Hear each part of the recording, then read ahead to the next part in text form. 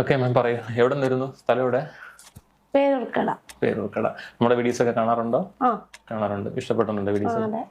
Okay. ഈ ഹെയറിൽ നേരത്തെ എന്ത് ട്രീറ്റ്മെന്റ് ചെയ്തിട്ടുണ്ട്? സ്മൂത്തനിങ് ചെയ്തിട്ടുണ്ട്. സ്മൂത്തനിങ് ചെയ്തിട്ട് ആഫ്റ്റർ കെയർ ഒക്കെ നോക്കിയായിരുന്നോ നല്ലപോലെ? കുഴപ്പമില്ലാതെ നോക്കി. പക്ഷെ ഇതില് ഇപ്പം ഈ നാച്ചുറൽ ഹെയർ നല്ല വോളിയം ഉണ്ട്, പക്ഷെ താഴോട്ട് വന്നിട്ട് വളരെ വോളിയം കുറവാണ് ഫീൽ ചെയ്യുന്നത്. ശരിക്കും ആ സ്മൂത്തനിങ് ചെയ്ത ഹെയർ ഇവിടെ നിന്ന് താഴോട്ട് നല്ല രീതിയിൽ ഇല്ല, വോളിയം ഇല്ല എന്ന് തന്നെ പറയാം. കുറവെന്നല്ല, ശരിക്കും വോളിയം ഇല്ല താഴോട്ട്. അപ്പോൾ ശരിക്കും ആഫ്റ്റർ കെയർ അങ്ങോട്ട് കറക്റ്റായിട്ട് ആയിട്ടില്ല, അല്ലെങ്കിൽ സ്മൂത്തനിങ് ചെയ്തതിൻ്റെ എന്തെങ്കിലും ഫോൾട്ട് കൊണ്ടായിരിക്കും ആ ഒരു ഹെയർ ലോസ് വന്നത്. അപ്പോൾ നമുക്കിപ്പം ട്രീറ്റ്മെന്റ് ഒന്ന് ചേഞ്ച് ചെയ്ത് നോക്കാം. ഓക്കെ, സ്മൂത്തനിങ് മാറ്റിയിട്ട് നമുക്ക് വേറെ ട്രീറ്റ്മെന്റ് ട്രൈ ചെയ്ത് നോക്കാം. ഓക്കെ.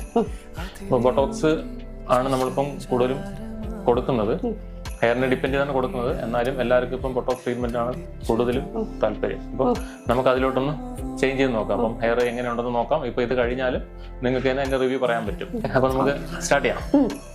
ജസ്റ്റ് ടിപ്പ് മാത്രം ഒന്ന് കട്ട് ചെയ്യാം, ഒരുപാട് ലെങ്ത് കുറയ്ക്കണ്ട, എന്റെ മാത്രം. ഓക്കെ, നമ്മുടെ ബൊട്ടോക്സ് ട്രീറ്റ്മെന്റ് കഴിഞ്ഞിട്ടുണ്ട്.